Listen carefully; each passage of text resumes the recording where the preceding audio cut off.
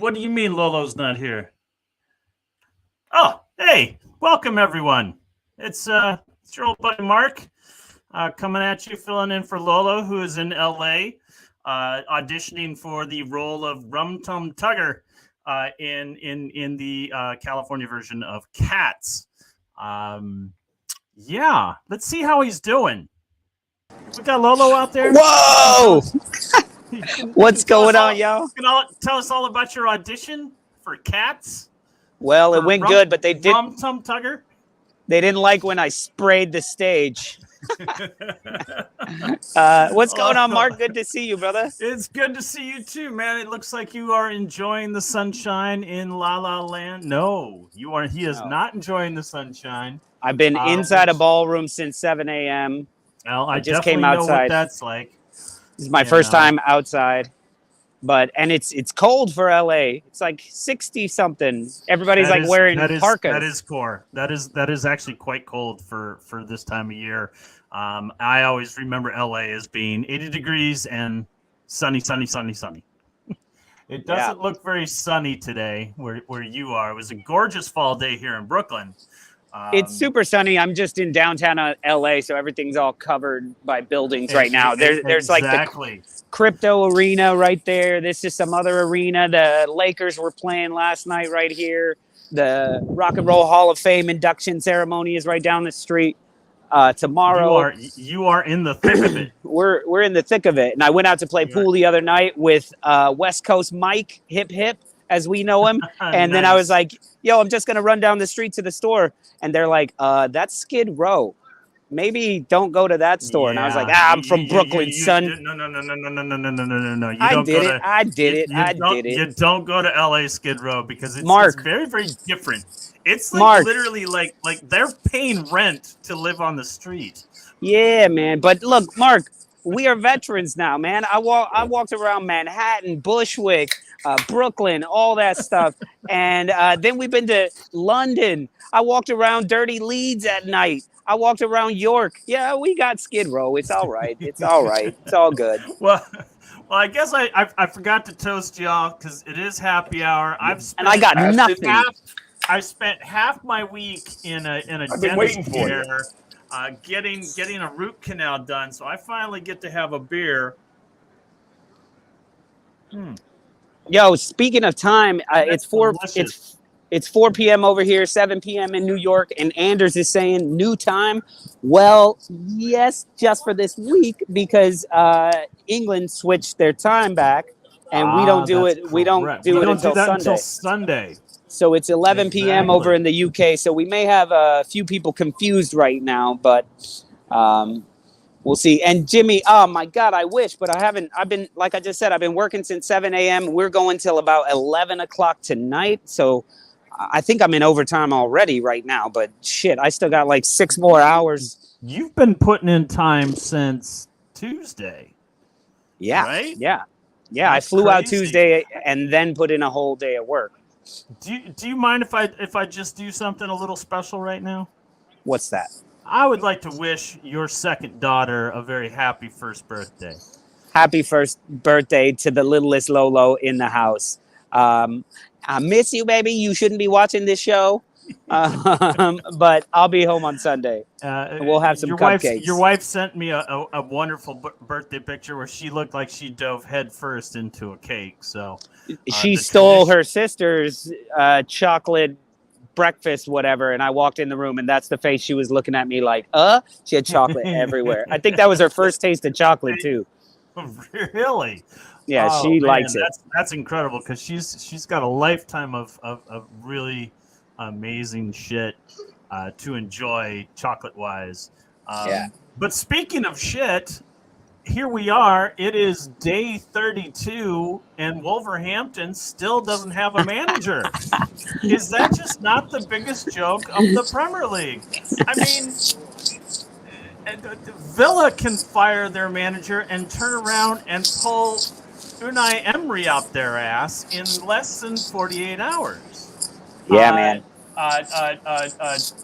Chelsea can get rid of Tuchel, Tommy two times, who they threw him on the bus, and then turn around and steal a good team's manager and bring them in. Well, y'all have a much smaller manager pool to dive into because you can only get Portuguese-speaking managers, or else they can't talk to anybody on the pitch. And somebody's got to be able to speak Gremlin or whatever the hell Diego Costa speaks. Well, I think they can get away with Spanish, and Scott Davies is English, so there's something. Yeah, but Unai Emery doesn't even speak Spanish well. They don't even want to call Davies an interim manager. They're just like, and running the Wolves is their Scott Davies. Scott Davies. It's shameful, my friend. It's shameful. It is quite. And who do y'all got this weekend? We get Brighton at home. Huh, there you go. Draw fest. Well, I don't know. Brighton's been scoring, man. Not really. They did against. They scored against Chelsea. And how? And how? The date 32 days ago from today was the Leeds Aston Villa match, which I enjoyed. I don't care what anybody else says. Who's in the background laughing then? Of me? I don't know. Say these rock and roll Hall of Famers. Homeless people. Combination of millionaire rock stars and homeless people. That's LA for you. Brenner's Ghost says, had Costa down as Cookie Monster rather than a gremlin. I imagine that's how Diego Costa talks, is like Cookie Monster. But I also think he looks like a hairy Shrek. Yeah, man. I don't know. People are talking to me, but I can't hear anything. Go the fuck away. Jesus. If anything happens, we're recording this, so don't worry. Yeah, exactly. I'm just like standing close to my phone so nobody yanks it off this pole that it's magnetized to right now. Anyway, let me talk a little bit of football because Arsenal, can we talk about Arsenal? Am I allowed to talk about Arsenal? We can always talk about Arsenal. All right, because these guys right here. And BX Gunner's in the house right now. So let's talk a little bit of Arsenal before I got to go because I am technically working and my boss does subscribe to my show. So I'm sure he got the notification that I'm outside doing a show. Yes, BX, I know that. In all seriousness, that's why I'm standing a little close to my phone to make sure. But looking over his shoulder. Yeah, exactly. Like sketchy people. But let's talk Arsenal. We've got a good chance. We've got a good opportunity here to go into the World Cup top of the league.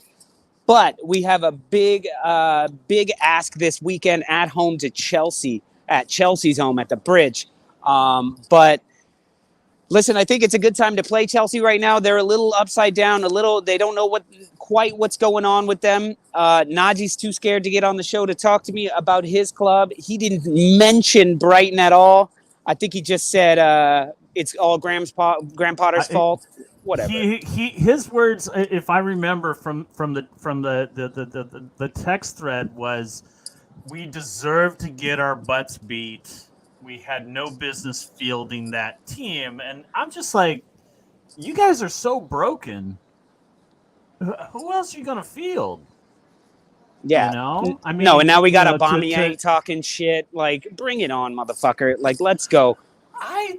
You know what? I think Aubameyang is like feels like he has to say something, but he shouldn't say anything at all. Because is he even gonna play? Isn't he like he's fit? Broken.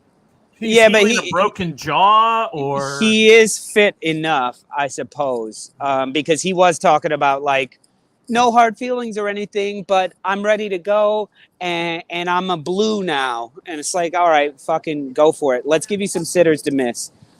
Because Gabriel Jesus is going to get back to where he was scoring goals. I mean, the man is doing so much for the club, but just not able to put him away right now. But as I said, Mikel Arteta's Arsenal this season and moving forward is not about an Erling Haaland 50-goal striker. We are looking for 5 or 6 10-plus goal participants. And right now, you're looking at You're looking at Gabriel Martinelli easily on pace to do that. Saka easily on pace to do that. Xhaka nearly on pace to do that. Odegaard on pace to do that.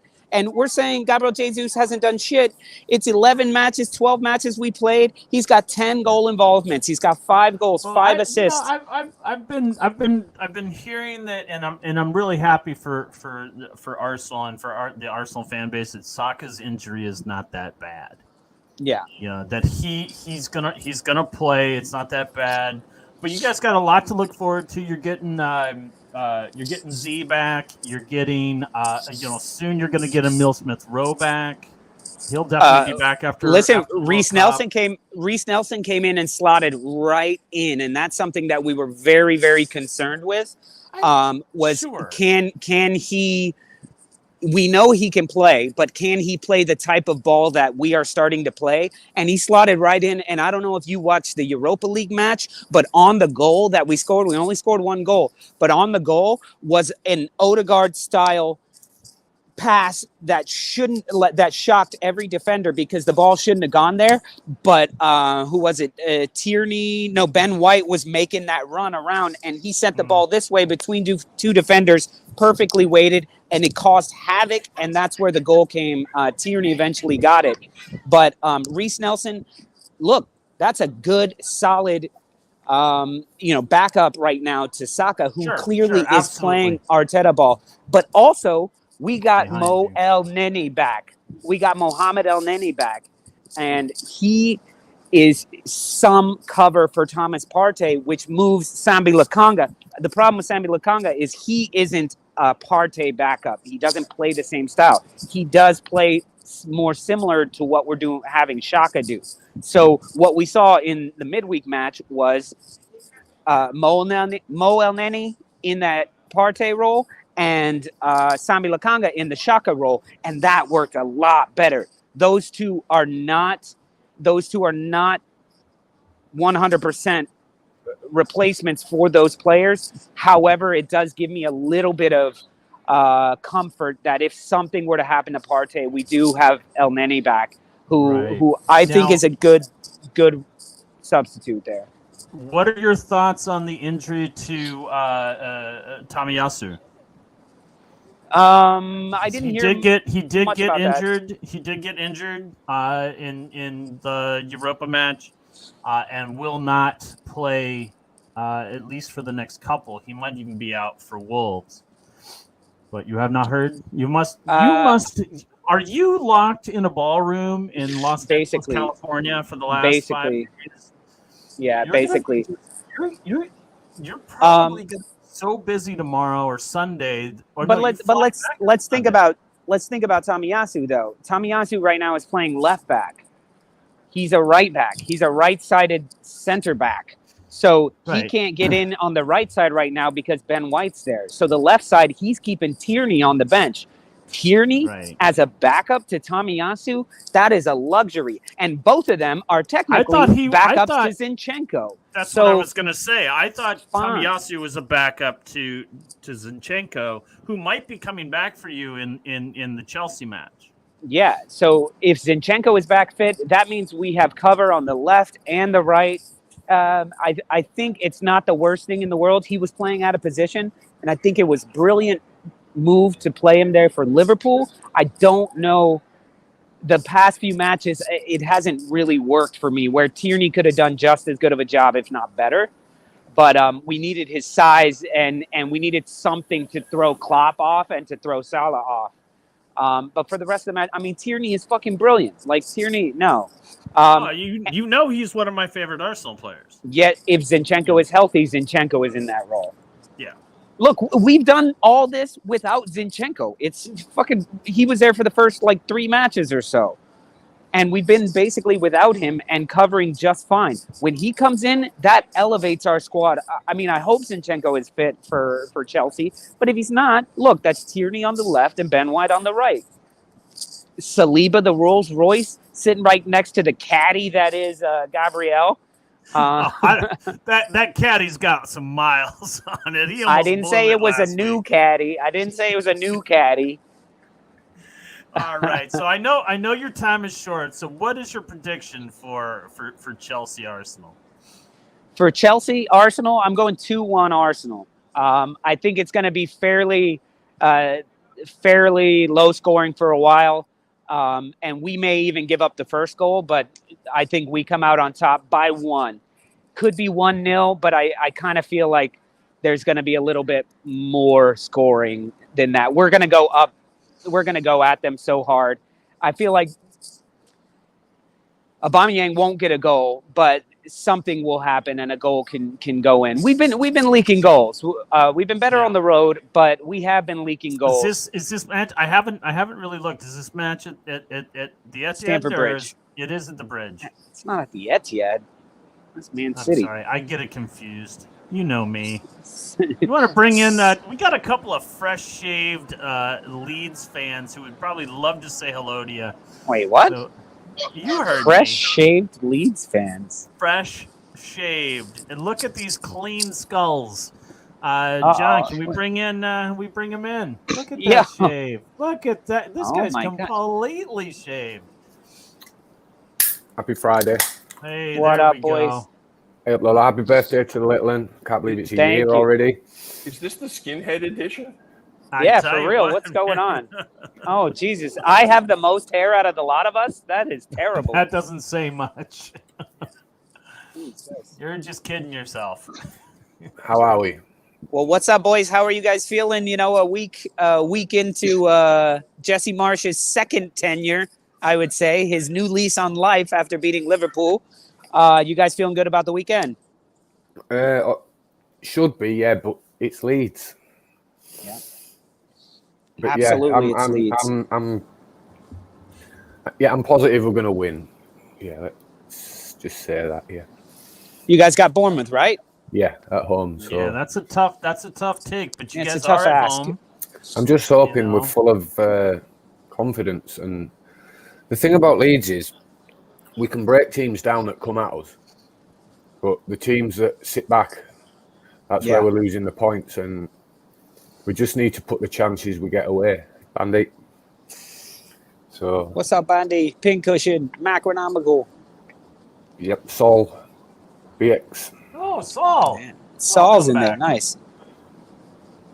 Yeah, Bamford needs to get off the mark for real. I don't think he'll start, but I think he'll score. I think it'll be the same team that started at Liverpool. The Sinister is out until after the World Cup. But I'm hoping that means he's out for Colombia, personally, because I don't want him going there and just fit and then coming back crocked for the season. So. Yeah, I'm just not really sure what to expect when players come back from the World Cup because the competition is so fierce. Yeah, and then you've got January and everyone's overpriced. You know, it's like, I mean, shit. You know, Raul Jimenez is hurt, but he's been rehabilitating and training with Mexico the entire time, and it's just like, it's not right. Are you hurt, or are you hurt? Well, you guys, for Wolves, did you hear the Argentinian national team begged the Premier League to not let their players play the last 2 weeks of Premier League action? Yeah, that's gonna work. And they said, Premier League said, not a chancey, little Nancy. No, I don't think so. Yeah, we're going to benefit you. Yeah, no doubt. Who's in the cup, Mr. Tom? You got 2 in the cup, have we? It's a double cup. That sounds like a dirty internet joke that I Are they the nasty boys? Years ago. They're not. They are. Demolition. Yes. Demolition. The Demolition. Hang on. Let's get them back into their original gay positions. Sorry. They're the ambiguous gay duo. Not that ambiguous. Well, it's in the hands, as Olsen. Well, fellas, I'm at the 20-minute mark when I should really be getting back upstairs. So let me just give you my predictions. Wolves versus Brighton. Sorry, I'm saying Brighton 2-0. I don't know where your goals are going to come from. Sorry about that, Mark. I don't know where they're coming from either. Yeah, I don't know. And let's go Leeds, Bournemouth. I'm going 3-1 to Leeds United. There you go. Well done. I've gone on my Super 6. I've gone 2-2, but I do think in my head it's tactical scoring on that. But in my head, I think Arsenal 3-1. I think you'll win. Yeah. Well, thank you for that. Any other match you want to ask me about before I gotta go? Is there any other match? Oh, there's all sorts of matches. You know that. We what all is the know other that. That's one? why we do this. There's 10 of them, apparently. I think City Fulham will be entertaining. I think City Fulham could be a bogey match for it could be a lot of. There's actually like on paper, there's a lot of matches that look awful. Everton and Leicester is not going to be an awful match to watch. I think that's going to be good. What's your scoring on Spurs Liverpool, Lolo?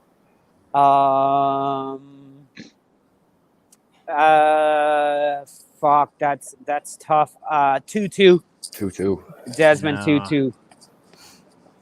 Yeah, I think Liverpool will play better than they have played against other teams, against Spurs, and yeah, they have to. Yeah, they do. So, yeah.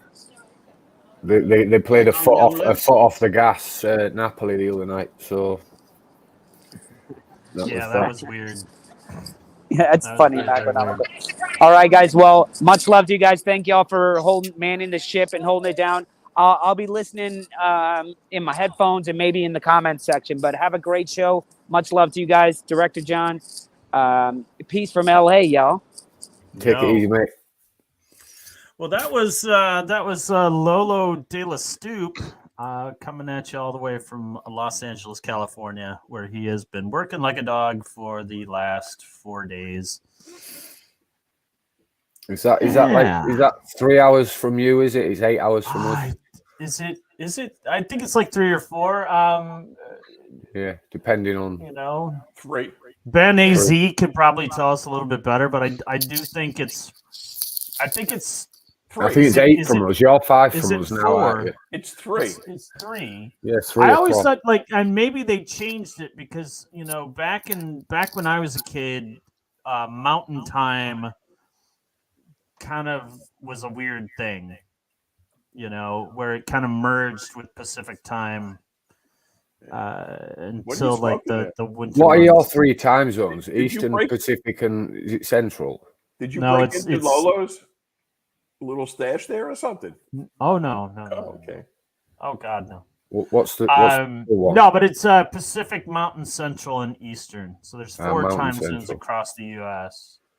But I want to say when I was a kid, maybe just because I was a kid and young and stupid, but go ahead, John. You want to say it? I always thought that Mountain Time disappeared in the summer months and then reappeared in the winter months, only because of the long shadows. But what do I know? What do I know? So we have Demolition in the cup. Ben is wearing last year's. I'm wearing it because Elam had a great game. It's in tribute of our goalkeeper. He did have a good game. Tom, which year are you wearing? What are the 32 red? That's our promotion centenary shirt. Oh, yeah. So it's not a sanctioned jersey. Yeah, that is. Yeah. No, it has a badge on it that I hope to never watch matches in ever again. Yeah, it's a tribute to the shitty EFL. Tribute to Sky. Yeah, it's one of them to the EFL basically, and the only thing we have to do with them now is their shitty Thursday Cup. What we've got you in. What do you mean that? Oh, the Carabao. Is it the Carabao? I thought it was the English. No, that's the FA Cup. That's the Football Association Cup. They're the Premier League people, and then the other one is the English Football League Cup. I had actually forgotten that we play Leeds next week. Yes, you guys are going to smash us. It's just our under-21s will probably smash your under-21s. Is that what we'll end up playing? Do we have with a few fringe players? Yeah. I honestly don't even know who we have available to us for that. Basically, Greenwood, Joffy, and possibly Notto are going to score in a 3-0 win So, Okay, you heard it here first, folks. I give Wolves absolutely no chance to ever win ever again until God even knows. God even knows. I'm just ridiculously disappointed in that team. Here we are. We're a month in, and we have no manager. I don't understand why that is. I've basically watched the squad be systematically torn apart in the last, may I just say to in the last BX, year. it's not Clipper Lighters, it's Clipper Logistics, the sponsor to the Leeds, the old Leeds kit. Yeah, just in case that's why you want it, because it's got Clipper written on it, but it's not the lighters, it's the Logistics. I gotcha. All right. Well, I hear we have another guest. That being a Clipper lighter. Okay. It's for refillables. So yeah, just in case you didn't know. Am I going to become a Leeds fan during the transfer window? God only knows what's going to happen. I may hang myself if we don't get a manager soon. So next season, then, say you go down and Leeds stay up, hypothetically speaking. Obviously, you're still going to be a Wolves fan, but for the show, who are you going to take on? Oh man, I have no idea. Maybe a newly I think I'm just side. I think I'm just gonna enjoy really good football. Yeah. Well, at least you won't have any. It'd be a neutral opinion every week from you, I suppose. I enjoy watching a number of clubs, and maybe it's just being like the from the US. I think you should pick Tottenham. There's none. Never. No. I don't care. I don't care enough about them. If I was to look at the table and teams that I would follow with a little more fervor, it might, it's definitely Arsenal, Newcastle, Crystal Palace. So these are teams that I genuinely enjoy watching. And on any given day, I can further enjoy watching football, but it's not like it is where you all are from, where it's like a die hard, like, nope, it's this club and fuck everyone else. So are you just going to support Leeds and suffer along with us? Well, I do have. You just might as well. I do very proudly display the Leeds jersey, and then in there somewhere is my Wolves, but I'm just not happy with them right now. I just don't. No, I wouldn't be happy that you. I don't understand any what they've done, because where backwards. they were a year ago with roughly the same personnel, and now where they are, they should have done that managerial thing right at the beginning of the season for me. I mean, you give him a season and a bit. They should have waited until the World Cup break. Well, last season was just awful, and I couldn't see what he was trying to do last season, and it was just awful. In my mind, I just don't know how much worse it could have been with Bruno Lage, because they've only earned like 4 points in the month. Your first striker that has more red cards than goals. Yeah. Yeah, we'll talk about that a little bit later. Well, at least they've got a striker for their money. We just bought one, and somehow he plays for another team now, and we don't get any money for him. We buy a striker, and then they last 28 minutes and they break. But we got 48 minutes out of ours. So, yeah, right. I don't want to keep them waiting too long. But I hear we got Dirty Chris in the wings. There he is. I told you a year ago we'd lose that. It's not Dirty Chris. He's from Dirty Jersey. I definitely wouldn't have fired Lage. You guys finished 8th last year, right? 8th, 9th? We finished 10th, I think. All right. They were awful football. But considering that we didn't win we went 13 games without winning at the end they of last drew season. their way to 10th. Team in the league last year. It was awful, wasn't it? It was. They turn up, and if they score, they just sit there.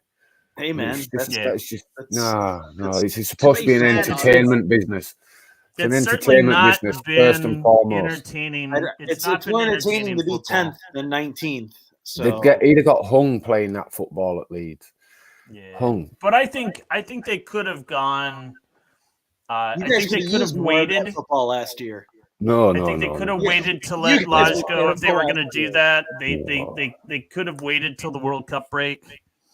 But I just don't understand this. Like it's been a month plus, and we still don't have a manager, and they don't refer to Scott Davies as an interim. They just refer to him as Scott Davies. So it's kind of embarrassing. As far Plus, as last year going to Anfield and getting tonked 6-0 made it all so much sweeter this year. Yeah, for sure. So You I guys guess still aren't, you guys still aren't out of the. Did we win at Anfield? I Then?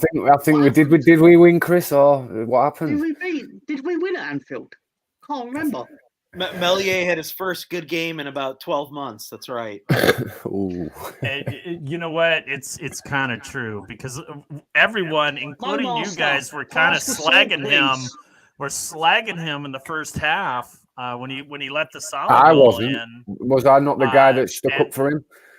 I can pull up the chat, but that I would just, thought that he would made. take too long, I'm sure I commented after someone slayed him for the goal. I think he literally saved James, us 2 minutes beforehand. He literally I think saved James, us. I think Yeah, it was James James. had some very rough things to say about Deserved Melier. win. I had some pretty awful things to say as well, but I definitely think, and I was hoping to do something a little different tonight instead of reviewing the entire the match schedule from last week. I just maybe we just talk a few things where it's like, what was your favorite match to watch? It's all going to come back to this game, don't you? You just know this.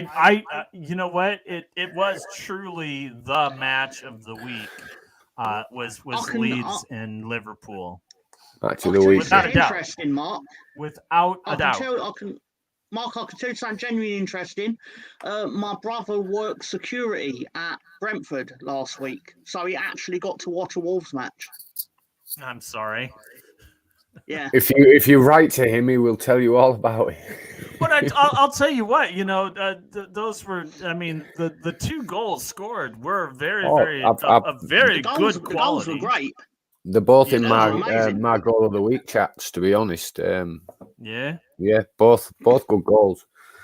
I thought I like Neves' better because Neves actually called whoever was in front of him out of the way.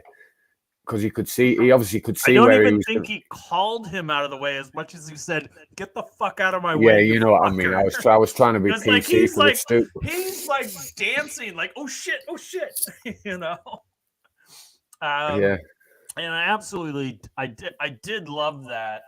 But I think for me, and I know I'll get a lot of shit for taking anything that is with Man United, but I think Rashford's goal was right. Oh my God. The assist was the assist of the week. So high in the air to get that ball and that header. I felt that was. It was the assist that made the goal, but.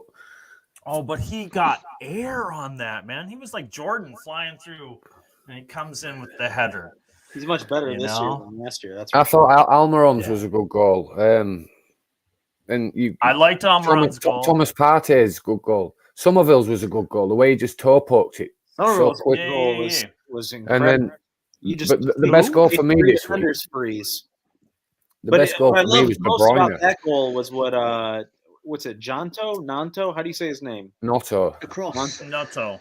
Dude, that guy's got a start. He is. Yeah, he does. He does. He's very, very good. Nice sly little He's a very, very with compact. The head, where did you guys get him? Like FC Zurich or something like that? Somewhere in Italy. Yeah, that's right. No, we got him from Switzerland. Oh, did we? Yeah. He is Italian, but I think he was playing in Switzerland. Yeah, that's 100% correct. Goal of the week for me was De Bruyne. I'm sorry. Yeah, that was fantastic. The free kick, it was just inch perfect. Yeah. But we've seen those kind of goals before. Yeah, You but know, we've I seen mean, Rashford goals before but from Ronaldo. we shouldn't Fair take enough. those. We shouldn't take those for granted. You just take it for granted because it's De Bruyne, but it's Yeah. That's special why every those time. players are special, because the team Yeah. should have won that game comfortably, but didn't, and didn't look like they were going to. And then he just out of nothing went free kick out of nothing, goal, and they've won the game. Right. Does Yeah. anybody That's think why you- Almiron's got a bee in his bonnet from what Jack Grealish said about him last season? Yes. As much as he's playing it down, I would say yes. Yeah, well, What did fair play Grealish- to him. how Fair Grealish play say to him. Grealish, he told Mahrez that he played like Almiron. In other words, mocking him because he played shit or something. It was in the final game of the season. Mahrez got took off, but at the celebration for the trophy, he said they interviewed him, and he basically said that you could tell they all made the whole team agreed with this.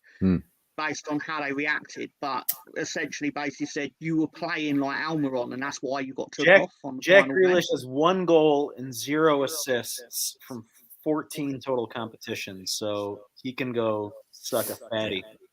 Yeah, exactly. Almiron Exactly. he's having the season that he deserves, you know, and I'm really, because you've seen kind of glimpses of it for the last couple of years, and you're just like, I mean, at least for me, who's only been watching for a very, very short time, is I've always liked what I've seen from Almiron, but it seems like this year is when it all comes together. I think it's because everything else know? at Newcastle's come together. They've got the players, they've got the system. Do you think it's because of Trippier? I just think it's confidence all through the team. I just think it's in abundance, and they're all buzzing off each other. They're playing as a unit. You know, they're grinding results out when they need to. They're turning up some good performances. So it's a mixture of everything. I think it's different Plus, levels, with but he was that actually mentality. he was really fun to watch in the MLS. Look, he came over with a lot of profile, but I just think under Steve Bruce, he never really got to shine or show it. I think he was relied upon, and I think there was a lot of expectation upon him. But now he's got a bit of freedom. He's got some good players around him. He's expressing himself. So, fair play to him. He just needs to shave his eyebrows. They're a bit bushy. He looks funny looking, though, doesn't he? He does. I mean, I don't think he looks any different than, like, you know, most of the people. He's Paraguayan. He's Paraguay. I thought he was from Uruguay, but No, he's Paraguayan. probably. You know, I mean, it's very much that kind of mountain indigenous kind of look that he has. But man, his game is phenomenal. I also liked. There was a little bit of trickery for it, but McNeil's goal with the little heel pass back, and then, you know, I didn't see that. That wasn't in the goals of the week video that I watched. So yeah, I thought that goal was pretty quality. I like who scored a nice brace for Brighton was own goal. He scored a couple of good ones, didn't he? Yeah. Last week against Chelsea. He's Uruguayan, isn't he? Todd was trying to sign OG, wasn't That was fucking. I saw that trend in the chat. Yeah. It was in the chat as well. How much is OG? Fuck it! I'll just buy Brighton. That's a big win for them, though. I think Zagarbi's. I've edged because of the shithousery of the win. It's like, fuck you, Graham Potter. We haven't won. The funny thing is, I actually put them above Leeds for team of the week. They're still 5 points ahead of Liverpool, and I'm laughing at them. No, you can't boo him. Him was a bit dodgy. Yeah, he's given their highest players. You were going to be in the championship. Yeah, you were heading for the championship, and he basically turned you into a team where you are set up to be a mid-table Premier League team. And if he'd have stayed, oh, God knows where he could have took you, because he could have had a good set of Leicester season with him. Do you know? Maybe not as champions, but Europe. They were heading places with him. That's why I think he's right to leave, though. Obviously, because there's a bigger opportunity in that, but also because you don't know that in the years, like, we wouldn't have thought a year ago that we'd have sat Bielsa, but we did. Yeah. So You think they lose? Yeah. You think they lose Trossard next year? Yeah. I think they'll use a couple more players next year. They'll lose two Yeah. players because I Gross. think there's going to be a big cash out for Pascal for Gross will Brighton. go. I think someone Real will Madrid are catch him. interested in one of their players, Sarcedo. I think I don't know how to pronounce the name. The midfielder. Yeah, I believe so. Yeah. Yeah, they're interested Real in Madrid every are- but, young, promising midfielder. yeah. I guess they're the front runners for Brighton- Bellingham now. If Brighton just sell two of their players and keep the rest, then that's something you build from, and that's why they're mid-table for life now. Unless something goes drastically wrong, obviously. They need a striker. Well, you don't think Danny Brighton? Welbeck can get the job done? I'd have Danny Welbeck. He's going to guarantee you 10 goals a season. Everybody likes him, but he No, just but he's in his 30s. he's just been like he's just been the forgotten promise, you know. It's injuries as well with him, and he went off the boil a bit. So, but you know, he's done all right. I don't watch him a lot, but I get the feeling the way he plays for them is like how Bamford played for Leeds in Bielsa years, as in even if he's not scoring, he's important to. Oh yeah, he's intelligent. Players in the formation. Do you think He's Bamford? I don't know if intelligent. that's true. Do you think Bamford's at Leeds next season? I think Bamford Yes. will be at Leeds, but down the pecking order. Look, the guy's rusty. The guy's confidence is low. A couple of goals sorts it out for me. Do you know? Yeah.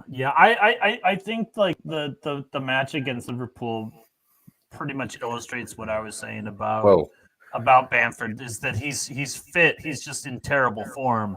And that, I mean, he had a gimme and his touch just off his touch, though, ruined I it for very, him. very nearly gave him assist of the week over Ericsson. Very nearly gave him assist of the week for that. If he had the ability to control the football, We Liverpool wouldn't have match would have scored. finished 1-1. Because he can't control the football.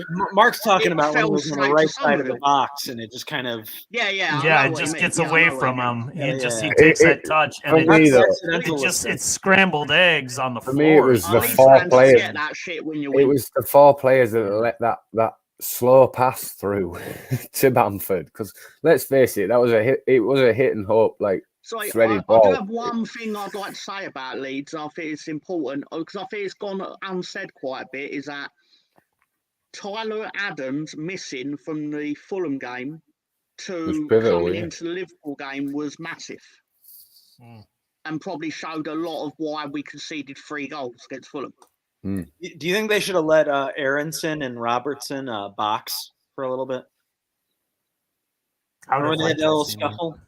I think if They they had done, I do think Tyler Adams would have come in and helped him out because I just think that's Tyler his Adams boy. was over there like a fly on shit. Yeah, he was. Yeah, he was.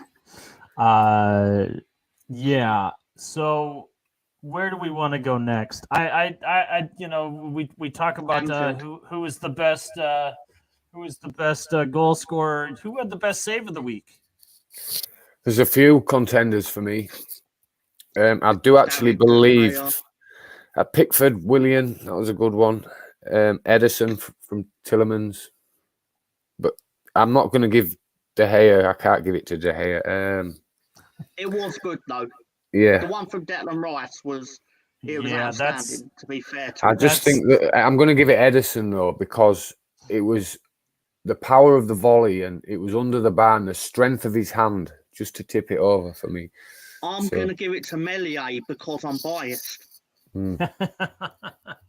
You know, a lot of Melier's stops were very, very good, but which of the 9? De Gea just sacrificed his body on that race shot. That was, you know, and just to like. Why did West Ham dress as so Blackpool? close? I think he's got an elastic hand there. If you look, the bottom picture, it's like something not right there. Like Spider-Man, that hasn't been explained. Kind of coming in. Like go gadget arm, innit? It's like exactly. But yeah, that one for me was like I'm watching that match, and I thought that's a goal. I thought that's in. You know, I thought as well. I thought the for same. the equalizer with the, just comes out so fast. I thought the same with know. the Williams shot for Pickford. That was in. It was a great save. But then Southampton keeper against Eze, that was a good save as well. So, who is the keeper for Southampton? I think it's Bazuna. The former Man City guy. Yeah, I don't watch enough, but it was a good save. Speaking of keepers, it looks like Kepa might be out for the Arsenal match. Sounds like he. Too bad they don't have a good backup, right? I was getting there. I was getting there, and my question was actually, is this, will Potter go back to, because it's just a hamstring injury. So after the World Cup, does he go back to Kepa, or is it, suddenly now Mendy is just going to be like, this is my chance to reclaim my starting spot. Can you put 9 on the field and then 2 keepers? Mr. Tom is in 4-way in 4-team soccer, 4-team football. You could have 2 goalkeepers, but one has to play as an outfield player. One would have to wear the kit, the outfield kit, and be designated as an outfield player. But you couldn't have both in the goalie kit with gloves. That would be mental. I guess you'd be playing people on side all game, but unless it was I don't know, a conjoined twin in goal. If you're nominated just keeper, in time for Halloween, that would be coming out, then that's what would happen. Yeah. What is it? Is it well, Family Guy? Shoulder guy. Last game, so I thought maybe that already happened. With who? I thought there was 2 Meliers in the net last game, so I thought maybe it had already been done. Best match for him in a very long time, as far as I'm concerned. I don't know how you Leeds boys feel about that statement, but I don't think it's an unfair statement. I don't think he's been bad this season. I think he could have been better. He's not had any major, well, maybe 1 or 2, but not majorly massive headline bloopers. Look, the guy's young and he's learning. He had one at the beginning of the game, right? No, I'm putting that down to Cooper because that happened with Kiko Casilla in the playoffs. No, I think earlier in the game, I think that was you guys, Chris. No, but Melier and almost gave one to Salah, like in the first couple of minutes. Before we did, or we did. No, before you guys had your little brain. We were like, well, you know what? Now we gotta, we were like Bielsa that one time against Villa. They're like, now you do your goalie looper. Your goalkeeper did a great one, didn't he? Yeah. Who do you blame for that? Gomez. I blame both. I blame Gomez and the keeper, obviously, but I also thought it was quite telling that Virgil van Dijk fell asleep at the wheel a bit, because he should have still beat Rodrigo to the ball. He didn't. Or my order would be Gomez, Van Dijk, then Allison. I just don't understand why Allison was so far out of the box, on that. And to be, he was practically on the outside of the 18-yard box. I don't think a goalie has no business when the ball is that close to him to be that far out of the box. Because he that far out of the net. Do that and get away with it. Because predominantly Liverpool are a front foot team and they're always on the attack. So he's probably used to doing it without thinking twice and getting away with it, because at certain teams at a certain level in the Premier League ain't really getting into positions. I don't think Gomez needed to put as much whip on that ball as he did, considering he was really under pressure. True. And I think that ball ended up looking almost like a curved cross. And everything that could have gone wrong in that passage of play for Liverpool went wrong. Yeah. Most I mean, you got to give Rodrigo credit because. Yes, to be on it, yeah. Vandy's saying he was close to the goal line. Are you talking Allison? He was close to the goal line because he wasn't. He was Allison way wasn't. No, he was out of his 18-yard box, was he not? He was up the right-hand side. I thought he was pretty damn close to the outside of the. I guarantee it's one of those things where when he's doing that with Trent puts it where Allison was going, and obviously Trent wasn't playing that position, and it was just a miscommunication. Yeah, but, it obviously was, but it just when it happened, you're just like, what the hell just happened? That was one of the greatest Saturdays ever. Sorry, just got to quickly describe this. I mean, look, because the game if you was guys later, are going to beat teams to beat to beat Chelsea and to beat Liverpool, I mean, I'm trying to remember what was the Liverpool goal? I can't remember. We should have beat Arsenal as well. Solid. Let's be honest. We should have beat Arsenal. Yeah. It was a cross. It was like a double. So the cross came across and then came back, and then Salah scored. Because the game was a later game, I would usually have, if Leeds are playing at the 5:30 game in England, I will have my dinner after the game. But because it was the later game, I had it before it. So you don't usually get football at 7:45 p.m. on Saturday. It's very rare. Right. Anyway, excuse me. So I got my curry and my chicken curry and rice. It was delicious. It was brilliant, and I thought I've really enjoyed that meal. That has now set me up to feel less shit when we get pumped by Liverpool in 20 minutes time. But we never got pumped by Liverpool in 20 minutes time. We won. May I just say, if you'd have watched the trip, now you have to have chicken curry and rice every match now. And if you'd have watched Saturday's trip, you would have known that Tom had a curry and rice and didn't eat the crisps. Why such a late start? That because of the European games, there has to be X amount of hours between the midweek game and the weekend. Wolves Arsenal have that time slot in 2 weeks, I think. That is exactly right. Or in a week. That is exactly correct. Yes. It's next week, but we're just in not. 8 days now. I don't even know if we're going to show. They have to have a certain rest period between games for the players, and that's it. That's why. Here's a better question: can you play 0 goalies? Yes. An 11 outfield players?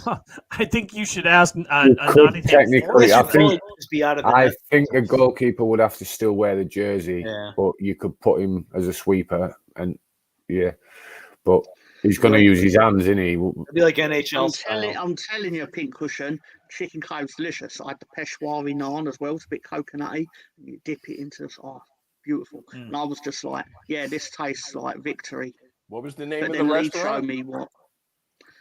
Joel Sagar, I believe it is. Maybe we'll get a sponsorship. Bangladeshi place. Yeah. Maybe we'll get a new sponsorship. Yeah. Can you get us a menu for next week? If we were going to get a sponsorship from anybody, it would have been from the. It would have been from the. Please put it in a Ziploc. The Jamaican patty place that Lolo and I went to along with Gary. That's just like, like 2 blocks from the Emirates. We definitely enjoyed those patties, and I think even Lolo did like some sort of like on the Stoop commercial for them. That doesn't surprise me. No, he was wasted. He was like, I'll do anything. Anything for a free meal. I wish we got those for free, but they were like ridiculously cheap. I want to say they were like, £1.50 per patty or something like that. And they were very, very good after a long, hard day of drinking. Nothing beats a Jamaican patty, I'll say.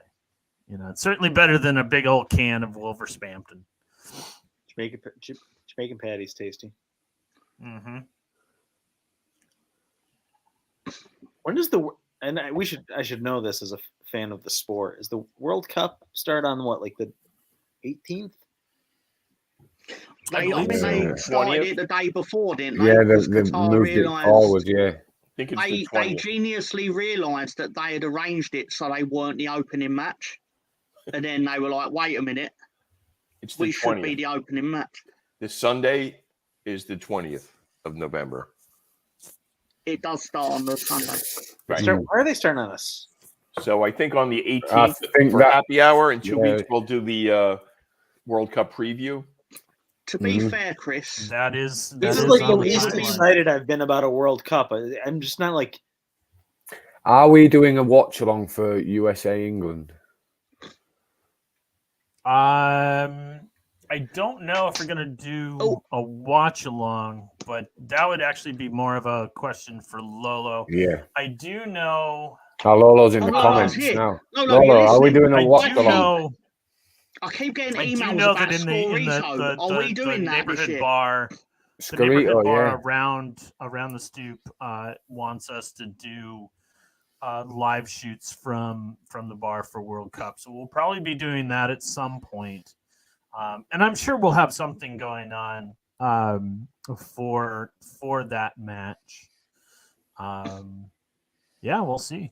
It's going to be it's the first of the group stage, isn't it? Mm-hmm. Are you going to be rooting for England or it's the second? Are you rooting for England or the Leeds midfield? Listen, I stand by what I tweeted. Probably Leeds midfield. If Harry Maguire goes to the World Cup, I'm not going to watch England, and I will support my Leeds team when they're playing the USA.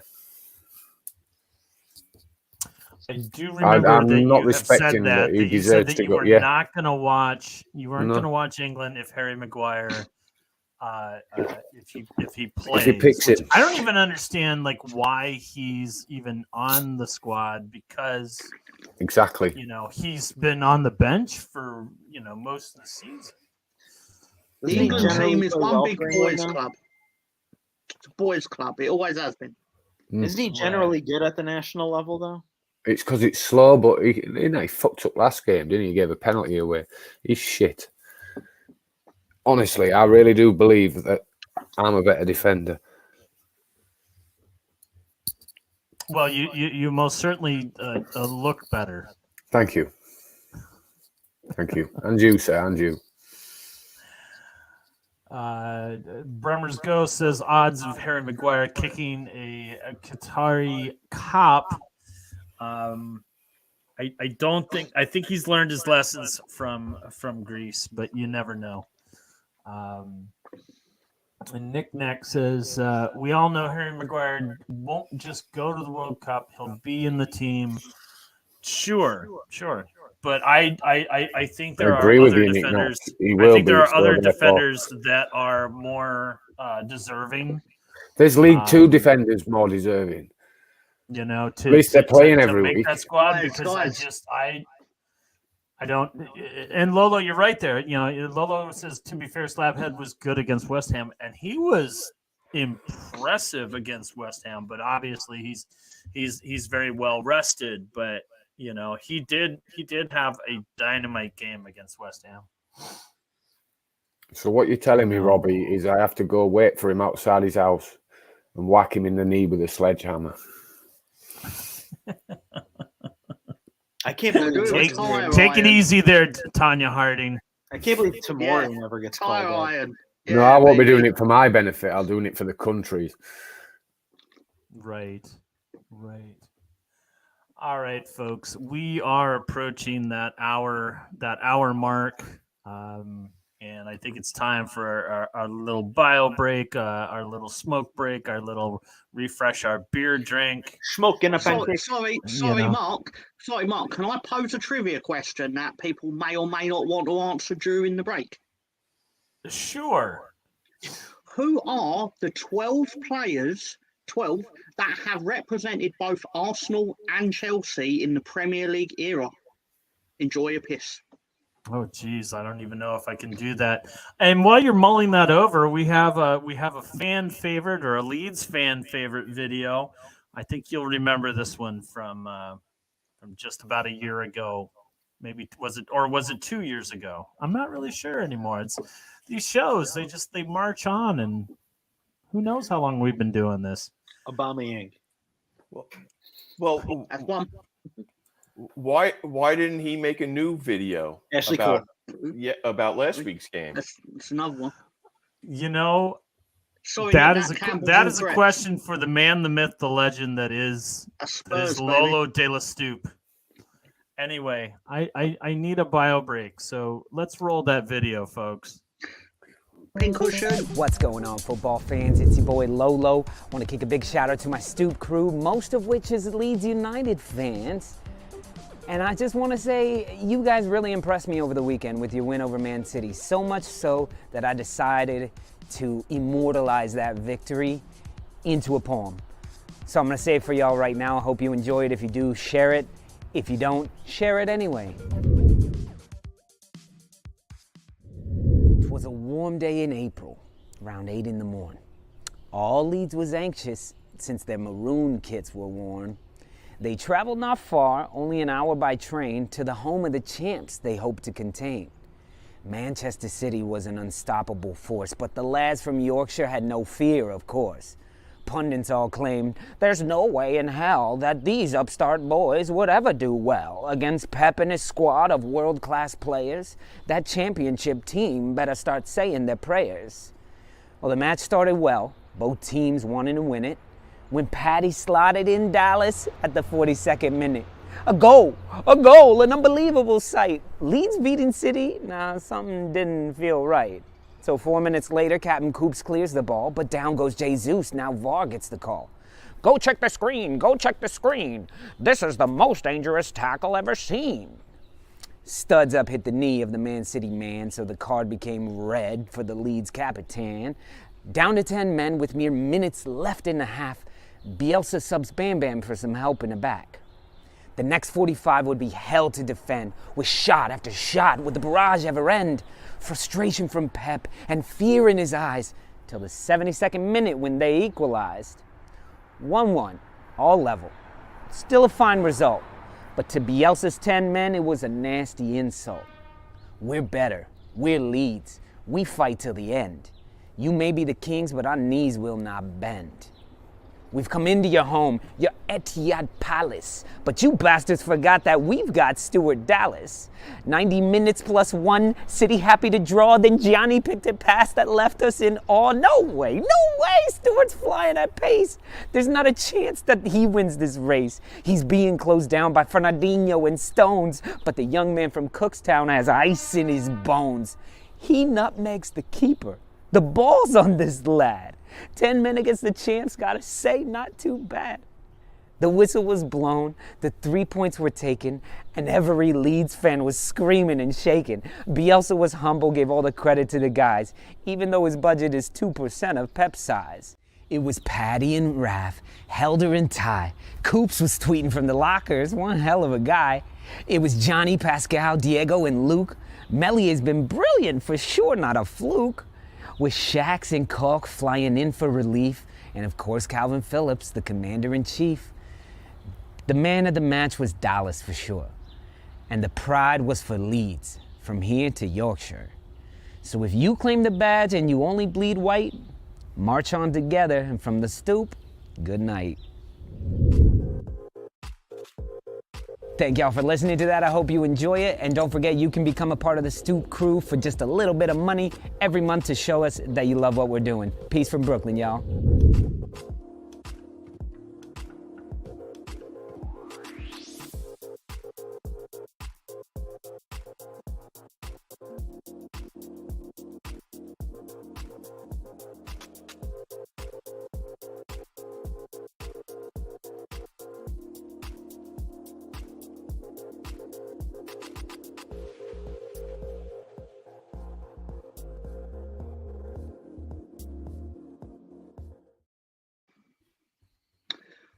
Right.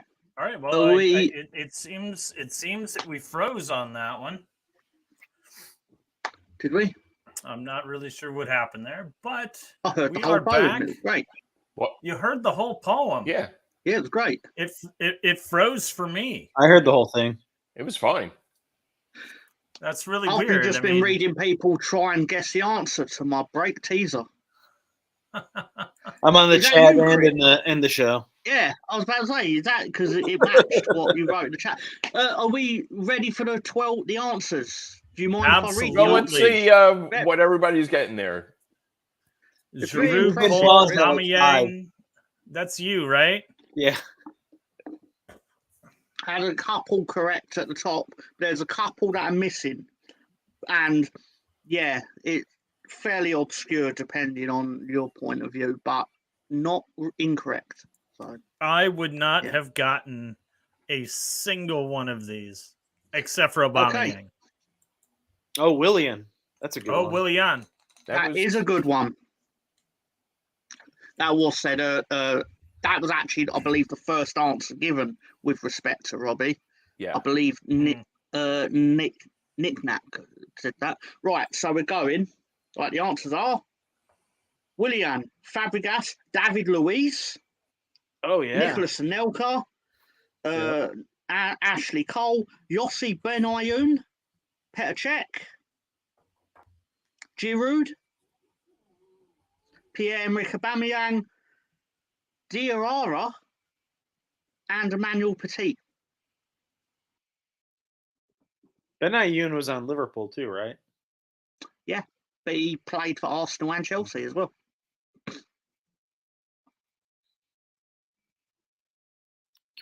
How about we do the Leeds? I don't know where Mark went. Here I am. In Leeds, the Premier League. Leeds which? Leeds. In the Premier League era, you would be looking at Alan Smith, Rio Ferdinand. Did Cantona play in the Premier League at all? And Kedia? Was he of course, Leeds Eric and Cantona. Arsenal?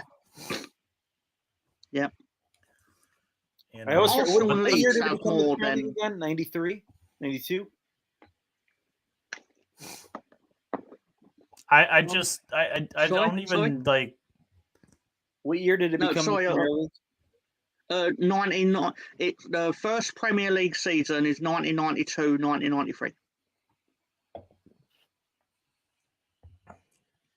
Tom, I see you have a very delicious John Smith in front of you.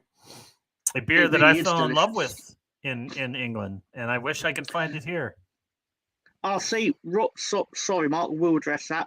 Robbie, it's a great answer, but it's incorrect. Piss off. No, it's incorrect.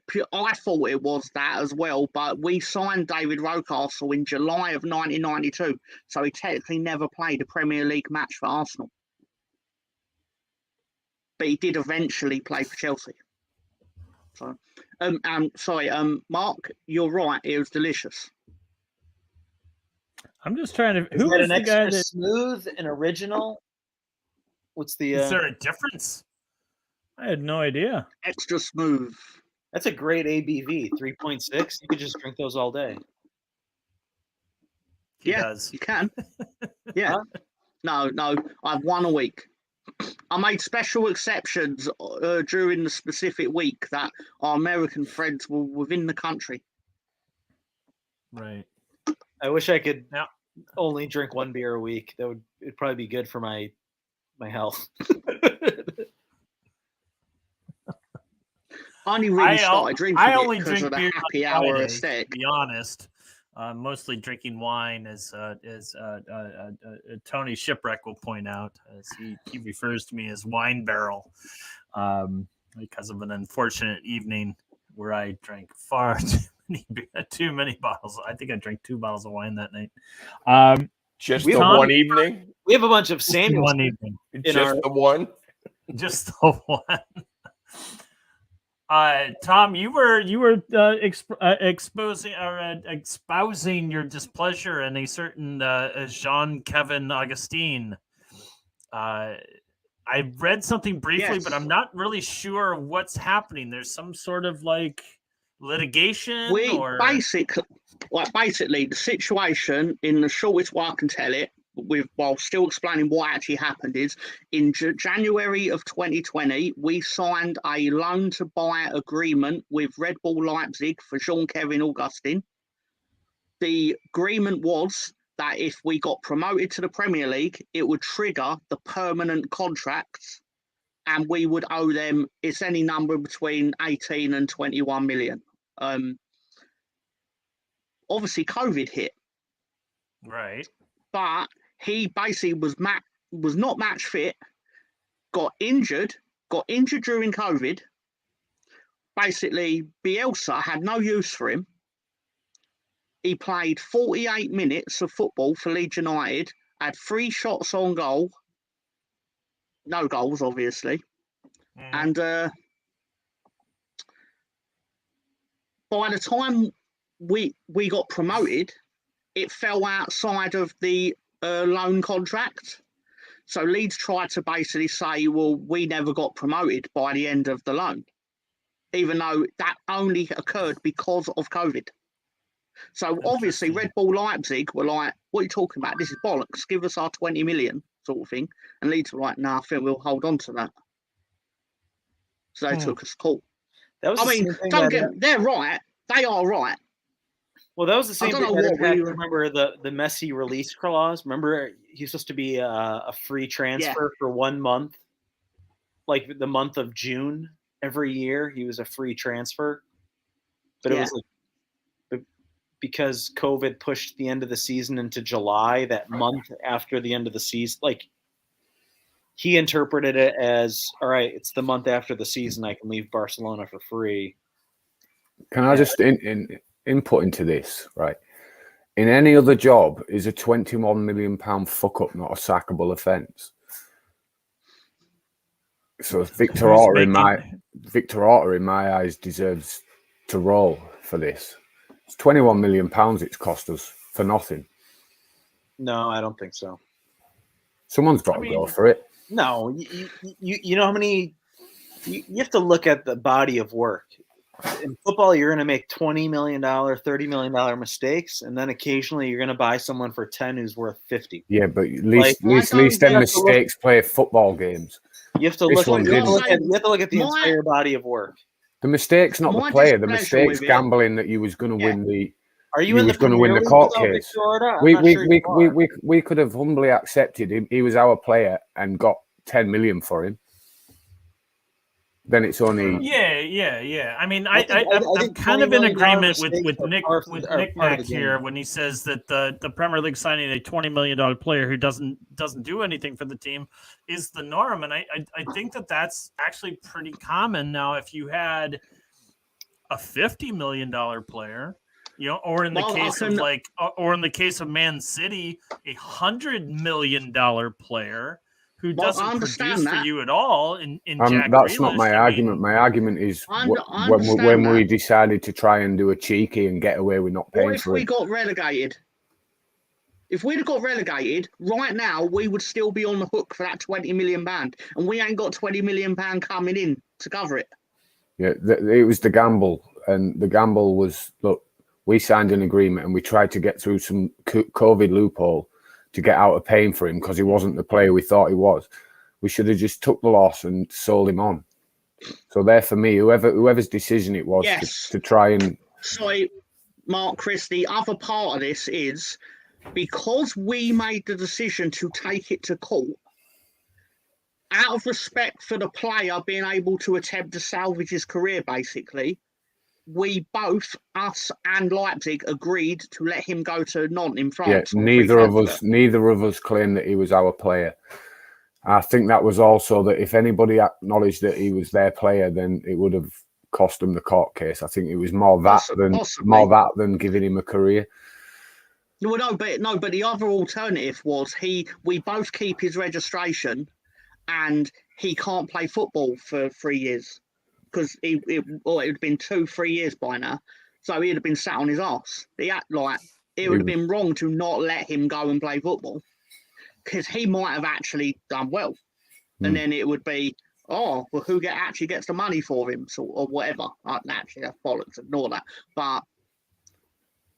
But because of that, where it's wrong for us, what makes me angry about it is, we've knowingly let him go for free when we knew we'd lose the court case. Yeah, as Ben said, we might as well have held his registration and sold him for £1 million. Right. Even if it was 2 million, you know what I mean. The point is, bet more than we'll actually get. So we're being hurried along by our omnipotent presence. Yeah, I mean that's a fair point, but I going back to the initial issue, like you have to live with making $20 million mistakes in the just like I think today $20 million is nothing. No, I know that. Today's market. But it's avoidable. That's what's annoying. I still think to a club like Leeds, look, we are a big club, but I still think in the presence of a season, 20 million's still a big chunk out of a transfer. No, it's not. It's also I guess what I'm saying is it's probably cost more than 20 million with legal fees on top of it. You know. Yeah. But we'll have to pay the legal fees as well. Yeah, so there's another 2-3 million. Yeah, but I'm almost saying, like, how much did you profit on Rafinha? Yeah, but you can. I guess what I'm saying is that was an incredible purchase. Look, it's still a £20 million hit. You know. I know, but like you're it's just one isolated issue, right? Brandon. But, I mean, they have said in their defence, they have said since .1 from the court case, they said they've kept Augustine money aside, so that's never been part of any kitty that we've had since then. You know, it's not affected it. They've kept that money aside, but still, that money could get you 2 players. You know, that you need it in January. Could be a left back. You know, it's like there's rumour we're after the Rennes striker. I've forgotten his name. I forget. We were trying to get him when he played for PSG. Yeah. Anyway, the Rennes player we might be getting, but they're saying 45 million euros, and then I've heard that Leeds are saying if they go for him, they'll sacrifice the left back. So if we'd have had that 20 million, we wouldn't have had to sacrifice the left back. If you see what I'm saying.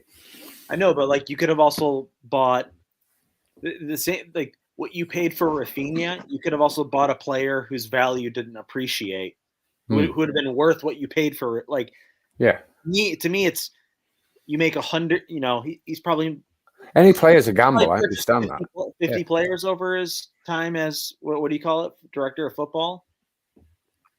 I would say the good decisions have outweighed the bad. Like. It's the same. Like not outnumbered the bad. No, they definitely have. No, but I think I see what Chris is saying. Where it's like it kind of can some people might say it all works out. It all works out. Bandy, you're the list man. Bandy, get a list together. Where you pick up a player for $8 million, you turn around and sell him for 45. You're making an incredible profit, and that will be balanced out by losing 21 million on this kid. I'd actually pay for that. I just want to take a moment and just say that right now we got 30 or so people watching the show live. I got 16 people who have liked the show. So if you haven't already, hit that button. It takes and I'm 3 of them. It's all of I 2 used to be 3 of them to reach down and ring the bell, click the like. Let us know that we're doing the things that we're doing and we're doing them right, because we're going to come at you with as much content as our busy lives and schedules and are going to allow. So if can I ask one of them? Show us some love. That would be fantastic. Can I ask one of them viewers a question? Bandy, can you do a musical parody of Victor Orta's worst signings? That would be fantastic. What I honestly think we need to do is we need to get Mr. Tom's thoughts. But isn't Orta also responsible for bringing Bielsa in? Yes. Isn't Orta responsible for bringing Bielsa in? He's responsible for the suggestion, yes. Well, then what are we talking about here? He could also be responsible for Jesse Marsh, depending on how that goes. I think Jesse Marsh has saved. He was also responsible for the rest of the year. With 4 of the shittest managers we've had before that.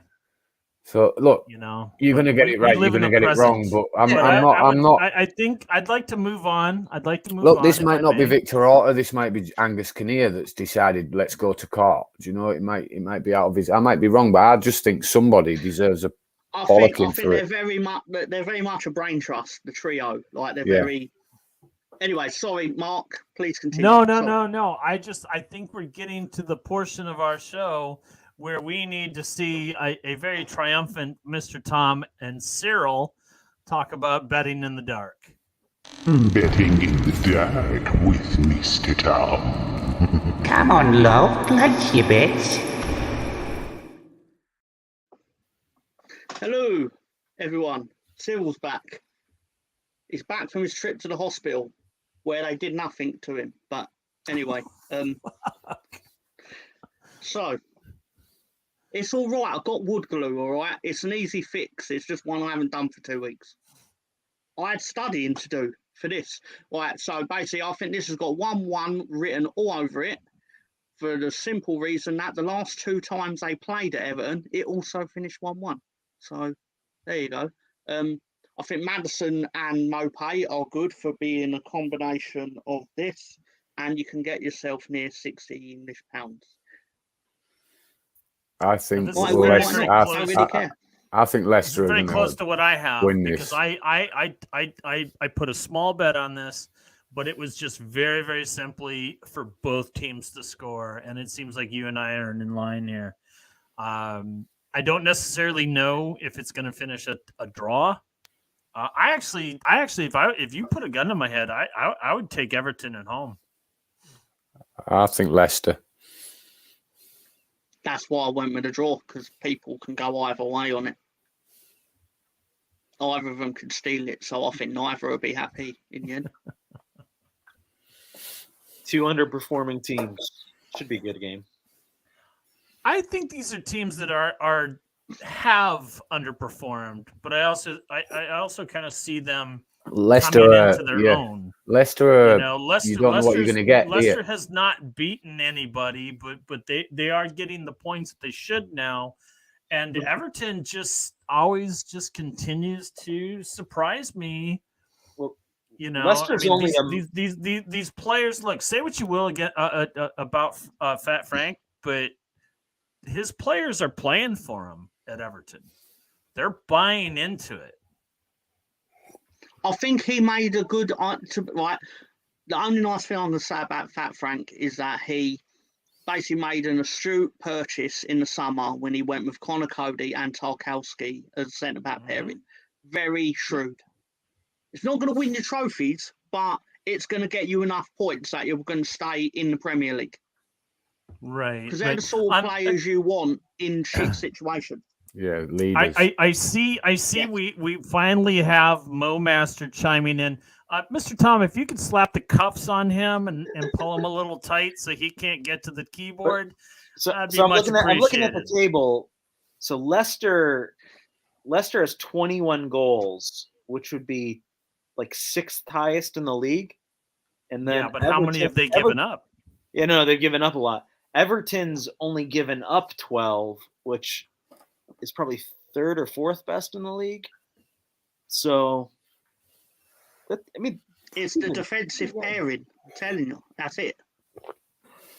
That would be Leicester would be 3rd in the league in goals. Neither of their goal differentials are bad. Like they probably should both be in a higher position.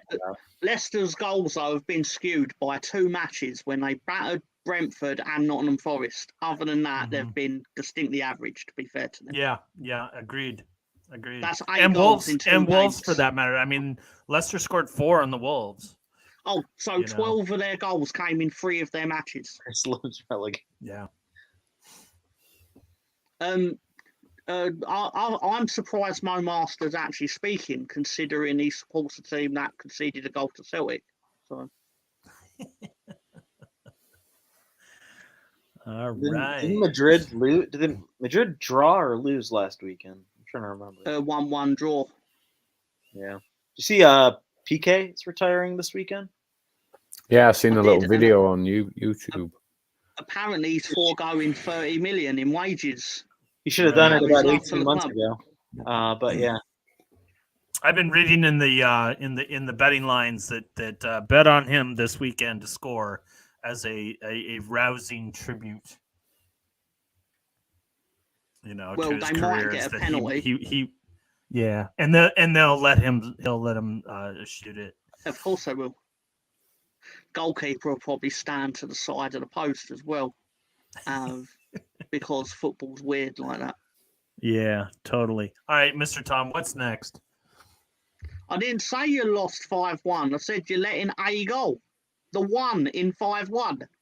Jesus, my master. Anyway, so I've gone with a Desmond for this, and obviously Pierre-Emerick Aubameyang's going to turn into prime. He's going to turn into prime Ronaldo to haunt Arsenal, and Gabriel Jesus. I'm more convinced he'll get the assist than the goal because of the way things are going for him at the moment. But I think this could yield modest returns. Yeah, I get the idea that Aubameyang is not going to play in this one. That I think the emotions run too high, and especially with some of his comments that he's made, on social media. Oh, I'm blue now. I don't support Arsenal. They did me wrong. I think there's just going to be like a little too much kind of bad blood. I don't think Aubameyang starts. Football don't work like that. That means they're more likely to play him. I picked this in my Super 6. I picked 2-2, but I don't think Aubameyang's going to do anything. Yeah, I don't. I think Jesus is a big. I see why you've put him there. He's the pantomime villain in all this. Habit. Yeah, exactly. Yeah, footballers have a habit of popping up. I can see Arsenal up 2-1 and Aubameyang scores to take the 3 points away from them. Thank you, Chris. Thank you. It's nice to see some people are thinking on my level here. It's very nice, and I appreciate the support, sir. Although I do love Ben and Mark, obviously, they're my boys. But you weren't my boys on that. I think Arsenal. I picked one of your three. I went 2-2 in my Super 6. What more do you want? Fucking Jesus, that's a good party bet. I just 3 out of 3, obviously. Well, I'll just get £22 out of my bet then. You could spend it on the curry. Like £20 more than I have right now. And you could get the bread. I think I'd need to put a tenner on it just to get it delivered. Bread's the best part, really. No, I'll put it on. I'll sneak it onto a train. You pick it up from York. Okay, mate. Yeah. All right, fair enough. 2 hour curry. Bremner says Chelscom 1, Droopy Barrels 3. I've never heard of Arsenal referred to as the Droopy Barrels. Najee won a bet in midweek because of me.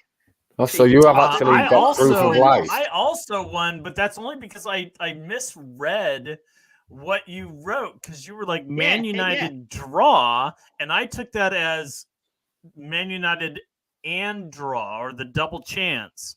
So I put double chance on that, and I was like, oh, well, maybe he didn't mean that, but it's too late. I've got the bet, and I won. Well, you won and I lost because I didn't mean that. How have we got proof of life from Najee? Where is he? Like, I haven't seen him since Leeds beat us. So since Leeds beat us, I'm not really sure. He's also been pretty quiet in the chats, so I don't know if he went to visit, if he went to, I know his family was out of the country, so maybe he went and joined them and he's going to bring them back. But Najee, if you're listening somewhere out there, can you come on the show? Yeah, we'll be nice. We will be nice. We will. You've got things to answer to, man. Come on. We just want to see your friendly smile. Take a leaf out of Chris's book. Yes, you do have things to say, and I guarantee you, if Chelsea beats Arsenal, he's going to be like, Lolo, when are we doing the show? Yeah. He's gonna want to. We'll make sure we're on that show in a little bit, but Arsenal's gonna be a tough beat. We talked about it a little earlier with Lolo. I think Tomiyasu has been playing very, very well, but he's been filling in for Zinchenko. Zinchenko should be healthy. He'll be playing. The injury to whatever leg or foot injury that Saka had last week is not going to be an issue. Man, talk about an embarrassment of riches right now. I mean, Arsenal is just they're a bit stacked, and we have to remember that Emil Smith-Rowe had surgery like 6 weeks ago, and we haven't even seen him coming off the bench. We don't have to say nice things about them right now. Oh, I do. I do have to say they're nice unrepresented things this week. I'm just riffing. Mr. Tom, what's next? We got one more. Director John, please. Thank you. I've gone with a very modest one because I didn't want to rely on there being a winner. But I do still think that will probably be also a draw. Gone with something more interesting. I just need Mora to have a shot because even if he comes on, he gets trigger happy. So he could still achieve that. And Højbjerg is a very cardy player.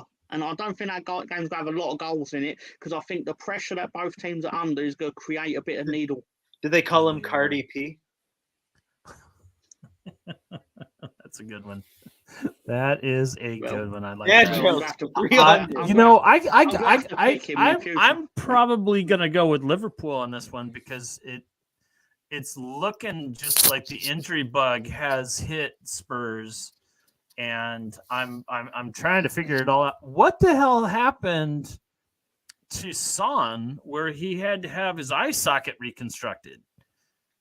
I mean, do we know what happened there? Because like the injury is pretty significant. I wasn't aware of that. I'm not. I don't really want to talk about Son and his eyes. I saw what happened to Claude on AFTV. So. Well, I had the sun in my eyes once. It wasn't good. Fair enough. I'm just. If anybody in the comments can fill me in on how he ended up injuring his eye socket so poorly, I would love to find out. It's almost a bigger question of like when the announcers talk of Spurs and they start off the match by going, and they take a knee to show unity that there's no room for racism in the EPL. Now we have this wonderful match with Tottenham, and that lovely lineup of the 3 Ks: Kane, Kulusevski, and the Korean. It just makes no sense to me. Wait, what?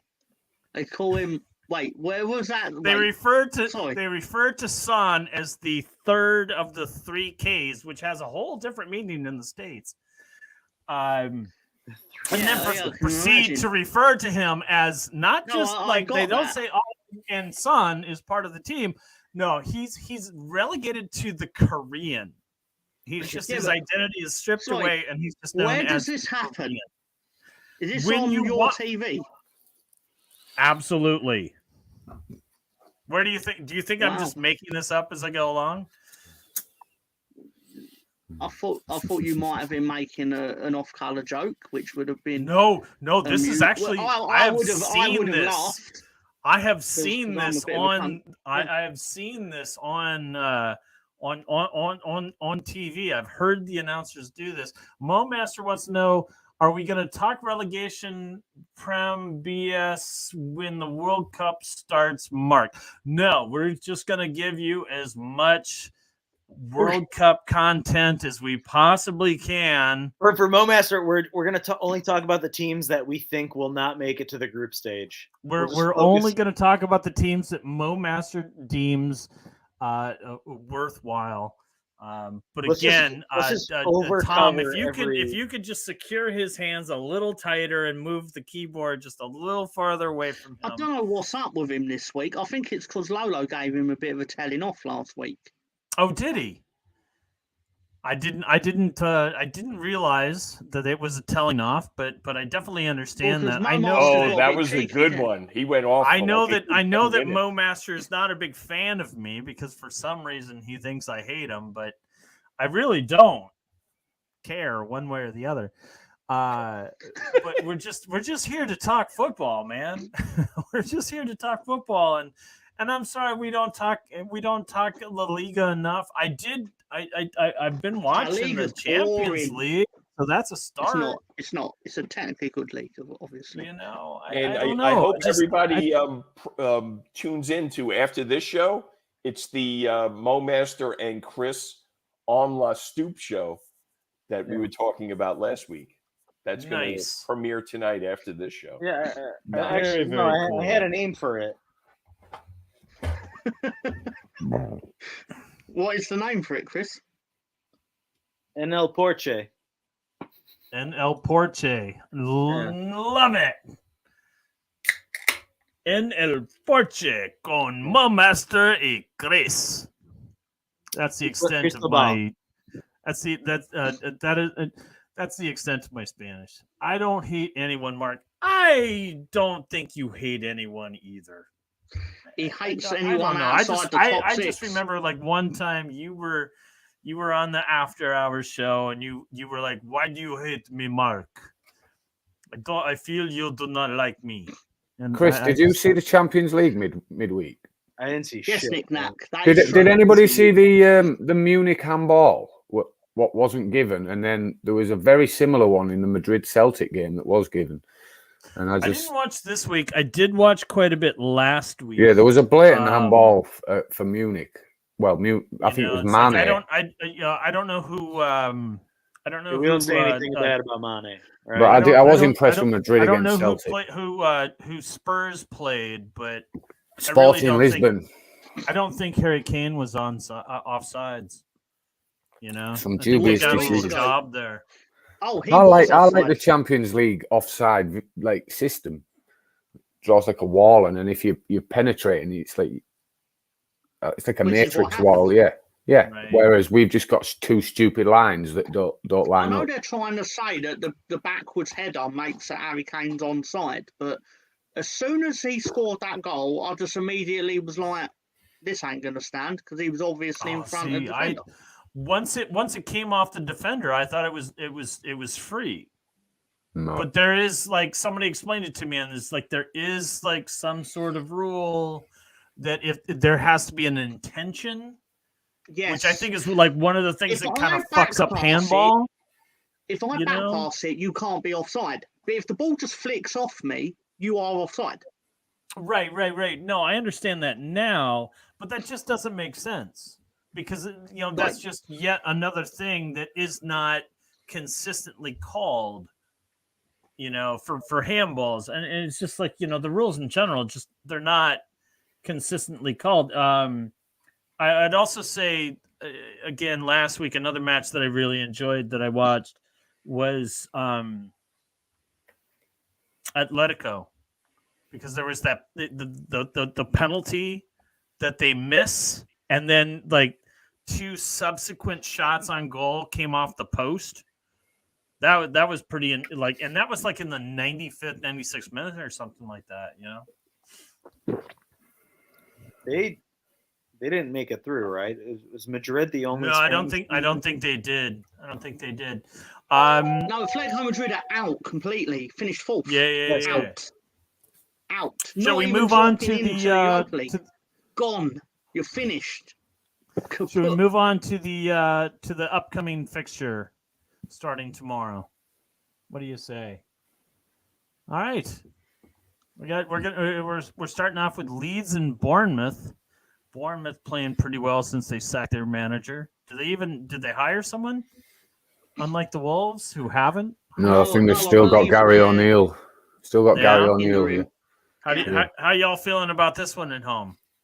I'm going 3-1. I don't think we'll get a clean sheet. It's just Leeds, but I'm being optimistic and staying positive. So 3-1. I'm nervous about it, but only in the context that usually we have a game like this after we get a good result, and we all sit here assuming we're going to win it, and then we don't. Recent example off the top of my head, when we got the excellent win at West Ham, and then had Newcastle on, and it weren't a great Newcastle at the time. Yeah. And we all spent all week, if we can beat West Ham, we're definitely going to beat Newcastle. And then we lost 1-0 and it was back in the shell. So I think we need to treat Bournemouth with the respect that they deserve. Same with Chelsea, though. When we beat Chelsea, we were flat the week after. Yeah. But on the positive, all the teams that have beat us have been below us. Yeah. These are above us. I'm not saying I don't expect to win this, but I just don't want to tempt fate.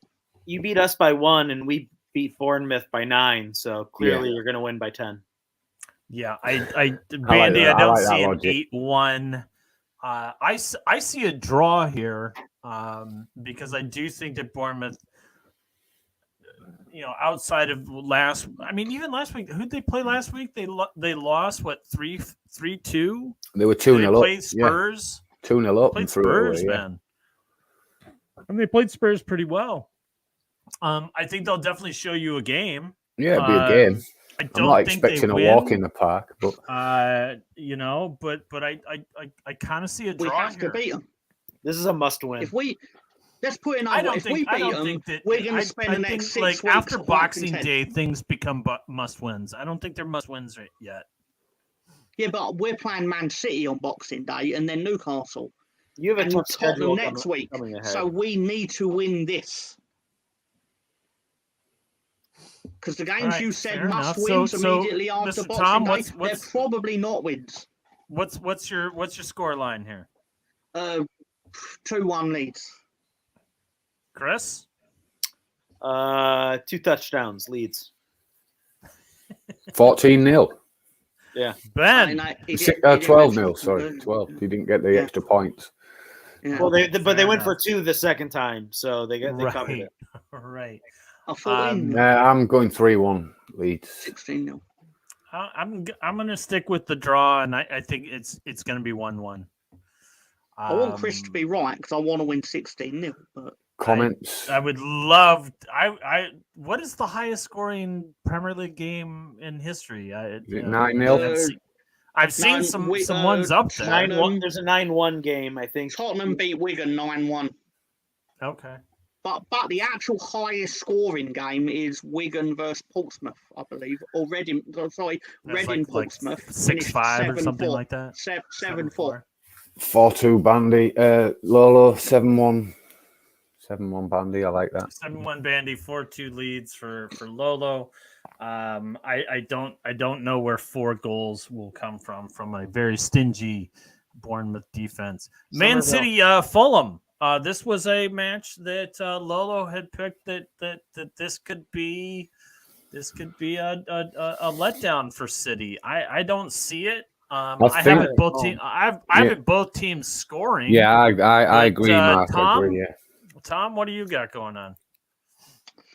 I can see it being 4-1 to Man City. Is Haaland back? Maybe. Possibly. Yeah. He's kind of a 50-50 right now. If Harden plays 4-1 to Man City. I think they've got goals without him anyway. I'm going 4-2. I think Fulham will score 2. I like 4-2 as well.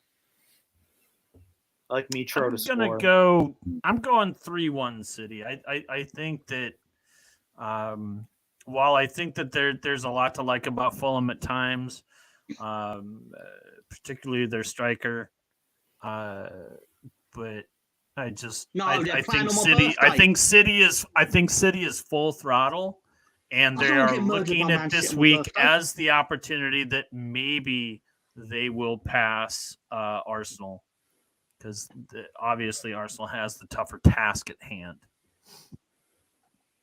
When did that happen? Hey Tom, when did you say your birthday is? December 28th. December 28th. My wife's birthday. I'm not telling you my mother's maiden name though.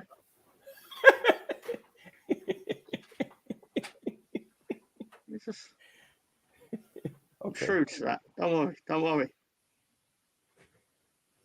You're right, Pincushion. I didn't realise they've changed the game so we can get murdered on television.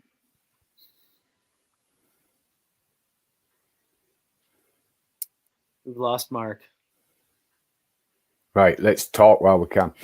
Forest Brentford. Next. Right, let's move to Sunday. Everybody, hurry up, guys. And we're done. Chelsea, Arsenal. Forest, Brentford, pass. Wolves, Brighton, pass.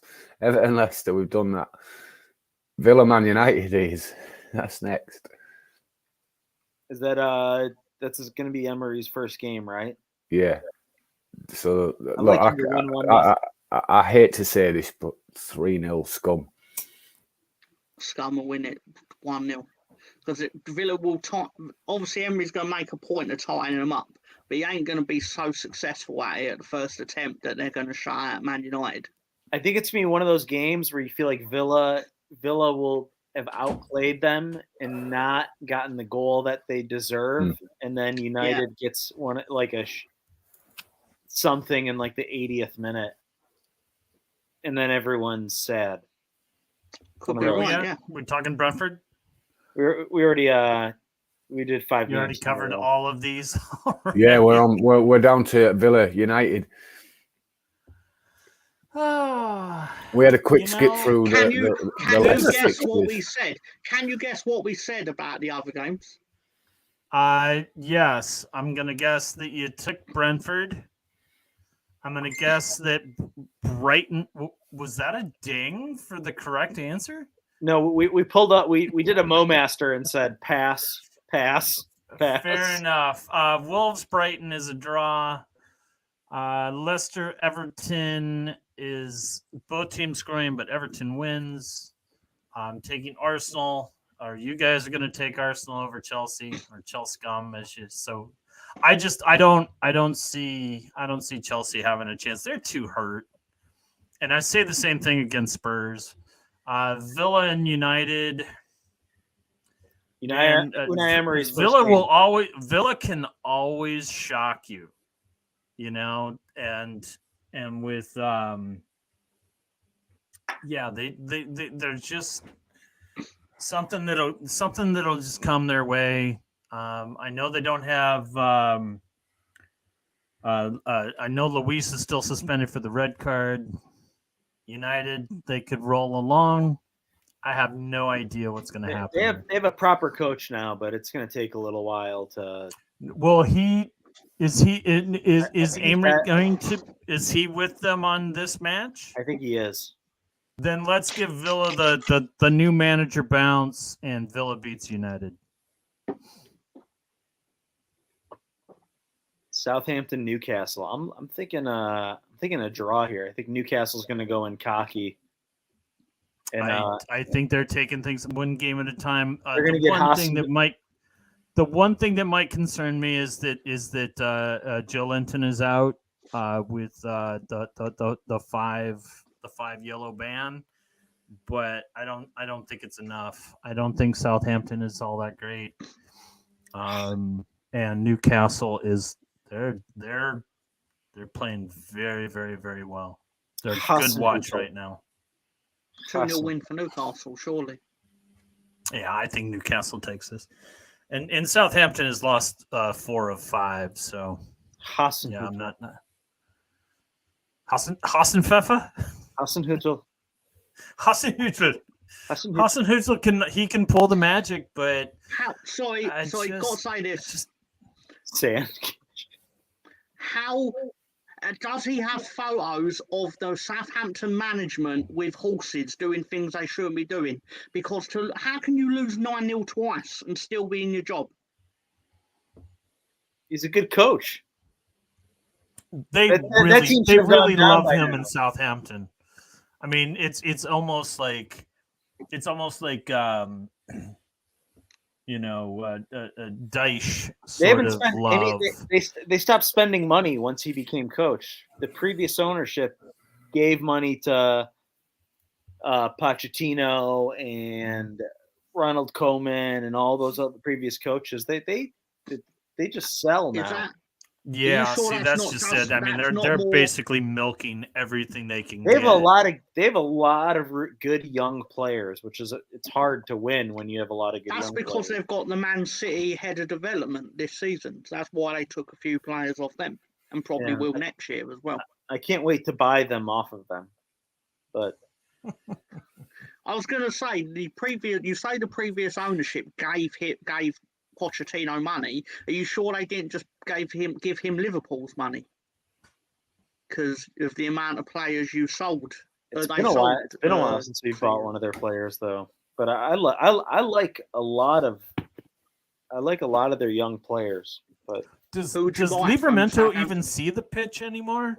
I thought he's hurt. I swear I haven't seen him play at all this season. He is injured. He took a bad injury, I believe, early in the season. Oh, that's too bad. I really liked him. Who would you buy? Really like that guy. Chris, if you had to buy one player or Southampton right now, off the top of your head, who would you buy? James Ward-Prowse. No, I like Lavia, the midfielder they got from Man City. And you can't say Eddie Beach because I think he's at Chelsea. So what's his name? Romeo Lavia, the defensive midfielder they got from Man City. And then can't think of his name. Who's the Pirad? The young, like the 19-year-old center back they got from the Bundesliga. I can't think of his name right now. I would actually get the DeLorean to 88 mile an hour and go by Eddie Beach. I'm taking James Ward-Prowse. I think Eddie Beach would have been a shrewd purchase. Instead of buying a 32-year-old goalkeeper, should have bought Eddie Beach.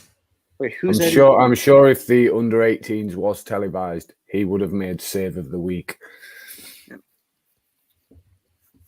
Eddie Beach is a youth team player that I believe Chelsea purchased from Southampton for their youth this team. summer. Oh, and he's Armel Bella Kachup. That's the German center back.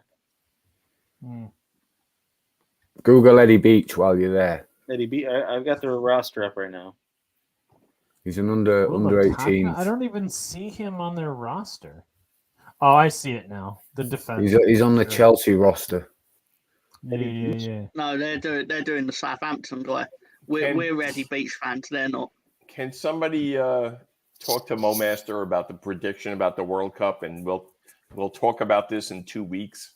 I think the Mo Master will be talking final... World Cup after Wolves beat Arsenal. I'm going Brazil, Belgium. I'll be right back. Brazil, Belgium. That's my World Cup final prediction. We'll be talking U.S. and England. We'll be talking how amazing that the South American teams are going to do. We're going to talk it all, and trust us all. I think it will be Iran versus Saudi Arabia in the final. No. Iran versus Saudi Arabia in the final. All right. So, did we get predictions on the Southampton-Newcastle game? I think Newcastle they're scoring goals like nobody's business. I think they get another 3 against Southampton. I think Newcastle comes into their house and takes them down. 3-0. Anyone else? I already said 2-0. 3-1. Newcastle. Fantastic. This next match, the West Ham Crystal Palace, is one that I think is going to be. No. I have no idea. We're terrible, man. But I had to say something, Lolo. I had to say something. West Ham Crystal Palace. I think this might be this. I think this could be the marquee match. I think this could be. I think Palace is shit away. I just think. I think West Ham could score. I think West Ham could school them. It's the reason it's going to be a comfortable West Ham win is because, exactly as Ben just said, West Ham are as strong at home as Crystal Palace are as weak away. So it's a perfect marriage for a West Ham win. Fair enough, but I think that streak ends here. No. I think you call it. Them being poor on the road find ends out here on because Sunday. I think we most certainly will. And I do think that Palace has been playing pretty well lately, and I think they sneak out of there with the 3 points. I'm going to go 2-1. Plus, I think isn't the goalie for West Ham injured? Knee injury, Fabianski? No. Who's West Ham's backup? Ariola. Who is West Ham's? I have no idea. That's right. The keeper. The tit keeper. Yeah. Ariola, yeah. The tip of the tit.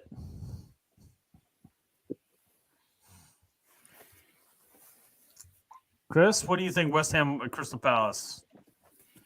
You think Crystal Palace stands a chance? I think at home. I think. I like watching both these teams, by the way. But I'm gonna go 3-1 West Ham. I think Scamacca has his breakout. I think the Eagle gets his head smashed in with a hammer. this week. Yeah. Unfortunately, I wouldn't like to watch that though because it'd be quite grim, wouldn't it? Yeah, I bet the Eagle would have a good goal. Though. How is Zaha? I would like to see Antonio start ahead of Samaka. Nah. I want to see them play together.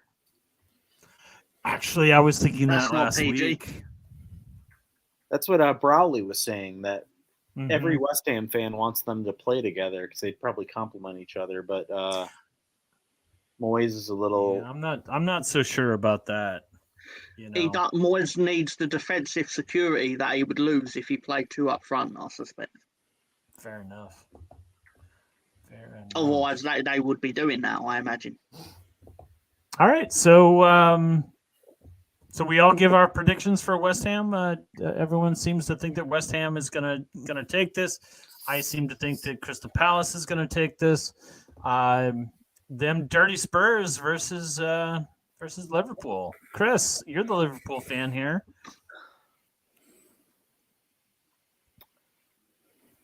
I think this is going to be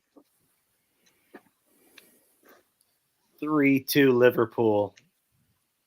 We're gonna score a headed goal in the 95th minute.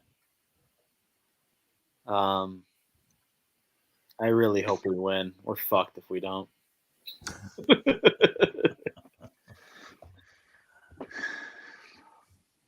Fucking hell, my master. I don't know. It's getting a little worrying right now.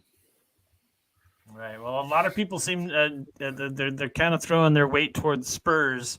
Mr. Tom, what's your take on this?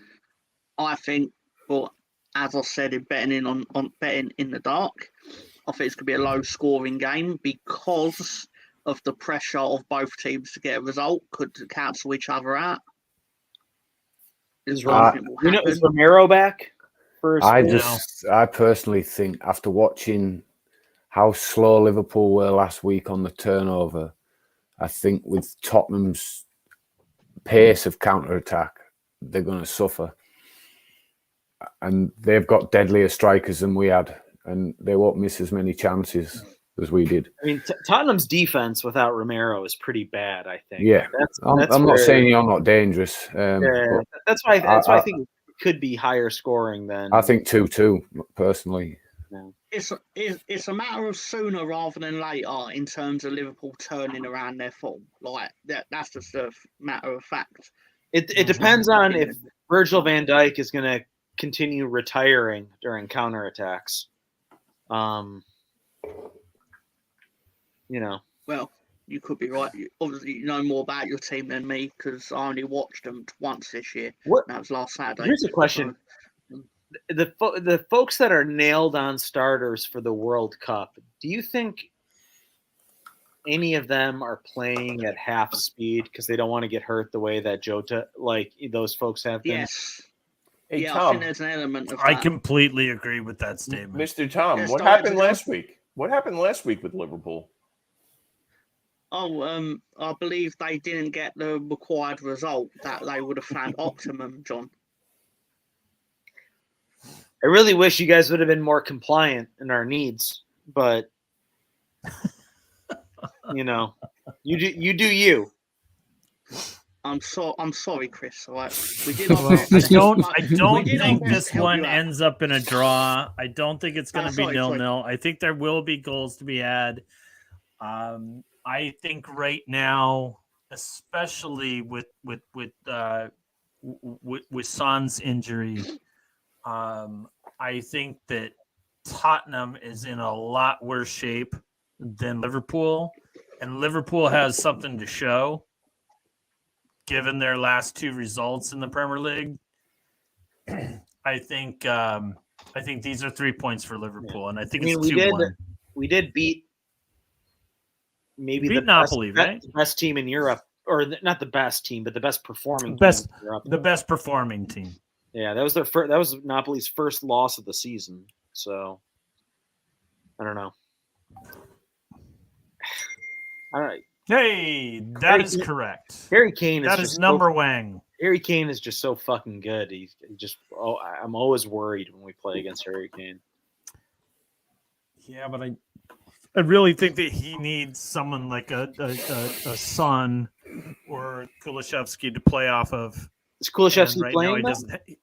He's injured. He's, I guess, Richarlison and then Mora. Richarlison is injured. Richarlison's injured. All right, that shows you how much I've been watching. No, I feel much better about this game now. Yeah. No. Spurs right now are far too banged up, and I think Liverpool takes this. If they don't take it 2-1, they take it 3-0. Is Ben playing center back for Spurs? No, I wouldn't lower myself. No. So you're lucky. They are susceptible to conceding goals. If I was playing, it's a stalwart clean sheet for Spurs. Are Spurs playing Tim Duncan and David Robinson in this one? The Twin Towers. Nick Nack, I don't agree with that. I think that the injuries that Spurs are dealing with are far more significant than for Liverpool, because I think Liverpool is a deeper team that way. I believe if Milner does play this weekend, it will be his 600th Premier League appearance, which is quite impressive. I mean, he is like 50, right? And he's been 38, since he played for you guys back when he was like 16, right? Yeah, in 2004. He was like one of the youngest. Is he not the youngest goal scorer of all time? No, he was. No, he was. He beat Rooney by about a month or something. Yeah, was it like a week later? It was a week later, wasn't it? After Rooney had scored against Arsenal. Yeah. I wonder how far behind Gareth Barry he is in Premier League. 53 games, because Barry got 653 appearances. So I can't see him Milner, passing in theory, he only needs to stay professional for another 2 years. And he's basically known for being ultra professional. And he just has to just pull the Mark Noble shift for West Ham. He just has to just show up. Maldini played till he was 42, top level. It can be done. I think he's going to surpass Gareth Barry purely because of the fact that he's, as I alluded to, ultra professional. Apparently, doesn't drink booze. Whether he does it at Liverpool or not remains to be seen. I'm not. Yeah, because the reality is, if Klopp decides in the summer are not for us anymore, there's 10 teams in the Premier League that will take him like that. I think Klopp wants to keep him like in the coaching staff, but there's always going to be that job for him, while Klopp's there. So that's a good point. You should go back to Leeds. All right, so we have now reached our the 2-hour mark. Very useful for our so it can upgrade on Stuart Dallas happy hour, and at this point we turn it over to the little private section.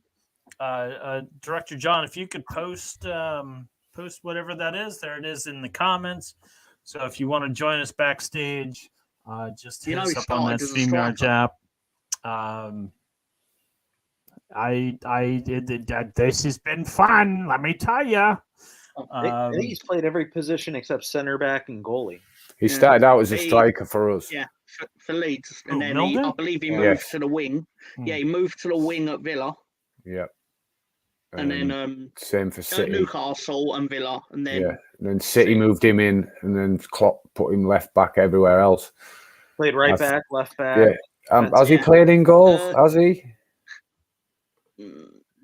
There probably is a situation where he took the gloves, I imagine, for like 5 minutes or that. Anyway, congratulations to everyone for surviving the 2 hours, and thank you for Director John. Don't forget to like, comment, share, subscribe once more. For your efforts tonight. Yeah. All those things those guys shared. Director John, play us out.